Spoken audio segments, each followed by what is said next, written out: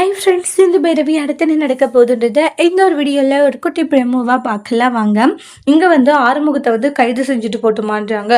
அவனுக்கான தண்டனை நான் கொடுத்துக்கிறேன்பான்றாங்க. நீ போப்பானுவாங்க. அதுக்கப்புறம் சஞ்சய் இருந்துட்டு ஆறுமுகம் இனியாச்சு தப்பு பண்ணாதிருங்க, பாவம் பைரவி உங்களை கல்யாணம் பண்ணிட்டு ஒவ்வொரு நிமிஷமும் சந்தோஷமே இல்லாமல் நிம்மதி இல்லாத ஒரு வாழ்க்கை தான் வாழ்ந்துட்டு இருக்கான்றாங்க. உண்மையிலே வந்து ஒரு ஃப்ரெண்டா எனக்கு அவளை நினைக்கும் போது ரொம்ப கஷ்டமா இருக்குன்றாங்க. ஆறுமுகம் பார்த்து மறைச்சிட்டு இருக்காங்க. சரிங்கம்மா, எதுவாக இருந்தாலும் கூப்பிடுங்க, நான் வரேன்னு சொல்லிட்டு அங்கேருந்து சஞ்சய் கிளம்பி போகிறாங்க. உடனே வந்து ஆறுமுகம் இருந்துட்டு, அம்மா ப்ளீஸ்மா, நான் பண்ண தப்பு தான், பைரவி எங்கே என்னை விட்டு போயிடுவாளோன்ற ஒரு பயத்தில் தான் நான் அந்த மாதிரி ஒரு விஷயம் பண்ண வேண்டியதாக போயிடுச்சு. அதுக்காக இவ்வளோ மோசமாக கேவலமாக பண்ணுவேடான்றாங்க. உன்னை அவ்வளோ நம்பினடா, அவள் நம்பிக்கை துரோகி, இப்படி அவளை ஏமாத்திட்டியடான்றாங்க. இந்த அளவுக்கு வந்து நீ பண்ணுவேன்னு நினச்சி கூட பார்க்கலன்றாங்க. அது வந்துமா அப்படின்றாங்க.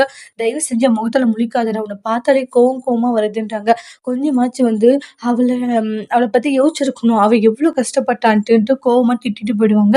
சிவா, நீமா என்னை புரிஞ்சுக்கல, எல்லாரும் உன்னை பற்றி நான் புரிஞ்சுக்கிறேன், ஆனாலுமே வந்து கொஞ்சம் நீ பொறுமையாக இருந்திருக்கலான்றாங்க. ஏன்னா பைரவி ரொம்ப கஷ்டப்பட்டு உழைச்சி எவ்வளவோ இது பண்ணாது எல்லாமே வர்றதுக்கு. அதுக்காக நீ அவளுடைய உழைப்பை எல்லாமே இந்த நிமிஷத்துல நீ சுக்குநூற பாலா பண்ணிட்டேன்னு சொல்லுவாங்க.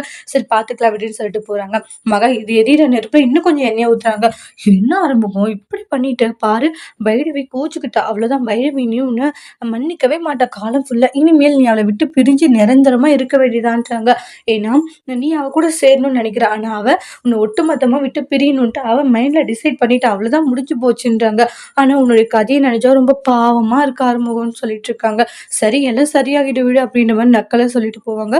ஆறுமுகத்துக்கு செம கோவம் வருது. ஆனா ஆறுமுகம் ரொம்ப எமோஷனலா ஃபீல் பண்றாங்க. பைரவி பேசிட்டு போனது எல்லா விஷயங்களையும் நினைச்சு. அதோட இந்த ப்ரெமோவை முடிச்சிருக்காங்க. இனி வரக்கூடிய எபிசோட்ல என்ன மாதிரி ஒரு டோஸ்ட் வரப்போகுதுன்னு வெயிட் பண்ணி பார்க்கலாம். தேங்க்யூ.